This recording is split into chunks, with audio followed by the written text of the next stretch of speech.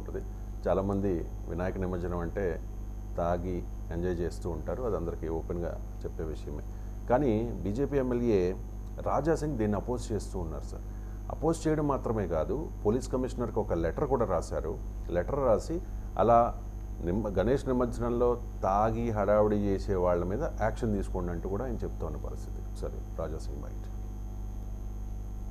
కూడా ఎవరైనా తాగి గణేష్ మహారాజ్ని తీసుకొని వెళ్తే వాళ్ళు మీ కూడా ఐడెంటిఫై అయితే మీరు కూడా పోలీస్ స్టేషన్ లో కానీ ఎవరైనా పోలీస్ అధికారులు ఆ దారిలో కనబడితే వాళ్ళకి కంప్లైంట్ ఇవ్వాలని నేను ప్రతి ఒక్క గణేష్ భక్తులకి నేను కోరుతున్నాను.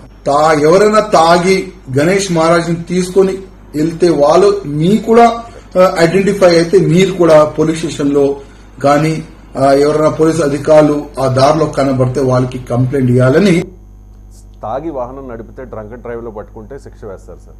తాగి గణేష్ నిమజ్జనంలో పార్టిసిపేట్ చేసినా శిక్ష వేయాలా? ఖచ్చితంగా రాజా సింగ్ అనేది కరెక్ట్. రాజా సింగ్ ఈ దేశంలో ఉన్న కోట్లాది మంది నిజమైన దైవభక్తుల బాధ అది. ఎందుకంటే ఆవేదన ఇస్తుంది. చాలాసార్లు మాట్లాడాను ఈ విషయం. వినాయక చవితి అనేది ఒక పవిత్రమైన దినం. సిద్ధి వినాయకుడు, బుద్ధి వినాయకుడు అంటే విద్య వివేకాల రెండు కలిపితే వినాయక స్ఫూర్తి.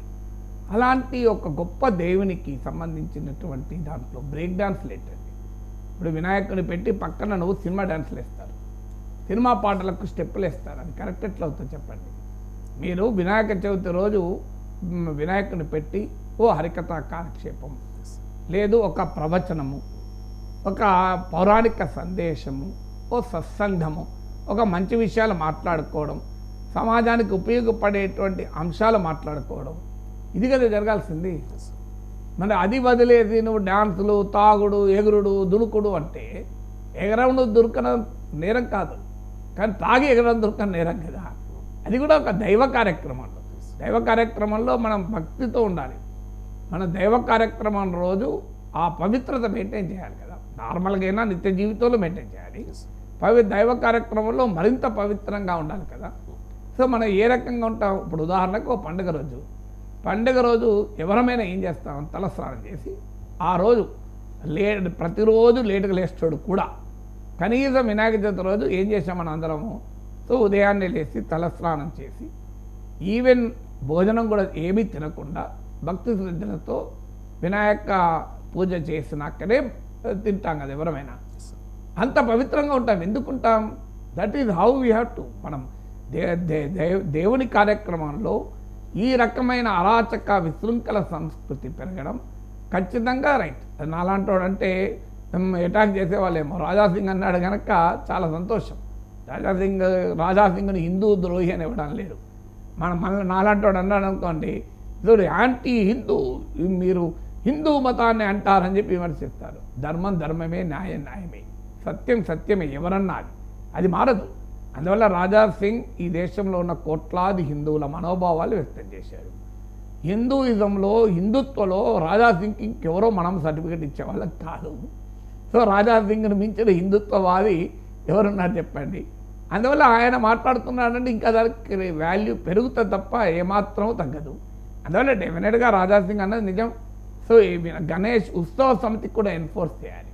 ఎందుకంటే ఇది ఒక పవిత్ర కార్యక్రమం తప్ప దీనికి రకరకాల ఓకే డ్యాన్సులు చేయొద్దని అంటే ఎంజాయ్మెంట్ అంటే ఏంటి? తాగుతున్న ఎంజాయ్మెంటా? ఎవరు చెప్పారండి ఇది తాగుతూ ఎంజాయ్మెంట్ అని? సో మీకు మంచి తెలుగు సాహిత్యం మహాభారతం, నన్నయ్య రాసిన అచ్చ తెలుగు మహాభారతాన్ని చదువుకున్నారనుకోండి, అది ఎంజాయ్మెంట్ కాదా? నీ శారీరక మానసిక ఆనందాన్ని నీవు నిర్వచించుకున్న తీరును బట్టి ఉంటుంది. మనం జ్ఞానాన్ని పొందడములో ఆనందం పొందడం మొదలు పెడితే దాన్ని మించిన రుచికరమైంది ప్రపంచంలో ఏది ఉండదు. నేను అనుభవంతో చెప్తున్నాను. ప్రపంచంలో ఎవరమైనా ఇది చూసే వారికి విజ్ఞప్తి ఏంటంటే, ఒక్కసారి మీరు కష్టపడి ఒక 10 రోజులు 15 రోజులు జ్ఞానాన్ని పెంచుకోవడం, కొత్త విషయాలు తెలుసుకోవడం పైన మీరు ఆసక్తిని లేకపోతే అలవాటు చేసుకోండి. మీరు జీవితంలో మీకు ఇంకేది టేస్టీగా ఉండదు, ఇంకేది టేస్ట్ ఉండదు. నాకు మీరు ఎంత గొప్ప సీటు పెట్టినా, ఒక ఎకనామిక్స్ పైన, కాన్స్టిట్యూషన్ పైన ఒక అద్భుతమైన ఆర్టికల్ చదివితే ఒక కార్యక్రమం చూస్తే కలిగే ఆనందం నాకు ఏ సీటుతో రాదు. మీరు ఒక 100 సీట్లు పెట్టడం రాదు. ఇంపాసిబుల్. ఎందుకంటే ఆ రకమైన ఆనందం ఉంటుంది. ఒకసారి అది అలవాటు కావాలి. అందువల్ల మానసిక శారీరక బలహీనతల ఎంజాయ్మెంట్ ఇస్తుంది అనుకుంటే పొరపాటు. మీరు ఒక గొప్ప ప్రవచనకర్త చెప్పింది వింటే మానసిక ఉల్లాసం రాదా? సో దాని నుంచి రాదా? మీరు వేద మంత్రాలను వినండి, ఎంత ఆనందాన్ని ఇస్తుంది. మీరు వేద మంత్రాలను నీకు సంస్కృతం రాని వాడికి కూడా ఎంత ఆనందాన్ని ఇస్తుంది. వేరే మతం వాళ్ళైనా కూర్చోండి, మీరు ఆ వేద మంత్రోచ్చారణ జరుగుతున్న సమయంలో ఉండండి, వైబ్రేషన్ వస్తుంది మనకు మనసుకి. ఎవరికైనా, ఈవెన్ నాస్తికుడికైనా వైబ్రేషన్ వస్తుంది. ఎందుకంటే that the greatness of music and literature. మీరు వేద మంత్రోచ్చారణ మీకు ఆశీర్వచనాలు ఉంటాయి చూడండి. లేదు వేద మంత్రోచ్చారణ వేద పండితులు ఒక 10 మంది కొంతమంది కలిసి బ్రహ్మాండంగా ఉంటుంది చూడండి, ఎంత వైబ్రేషన్ ఉంటుంది చూడండి. అది కదా ఉండాల్సింది మతపరమైన ఆధ్యాత్మికమైన ధార్మిక కార్యక్రమాల్లో. ఇదేంటంటే సినిమా పాటలు వేసుకొని ఎగరటానికి చాలా రోజులు ఉంటాయి, పండుగ రోజు ఎందుకు, ఇంకా చాలా వేరే రోజుల్లో ఎగరచ్చు కదా. అందువల్ల తాగి అసందర్భమైనటువంటి కార్యక్రమాలు ఎప్పుడూ చేయకూడదు. నేను అనేది సినిమా పాటలు అన్నింటినీ తప్పు పట్టడం లేదు, అశ్లీలమైన సినిమా పాటలు వేయకండి అంటున్నాను. మీరు మంచి సినిమా పాటలు వేసుకొని డ్యాన్స్ చేసినా తప్పని అనను. ఎందుకంటే దైవ కార్యక్రమంలో మనిషి ఆనందం పొందడం భగవంతుడు ఏమీ అనడు.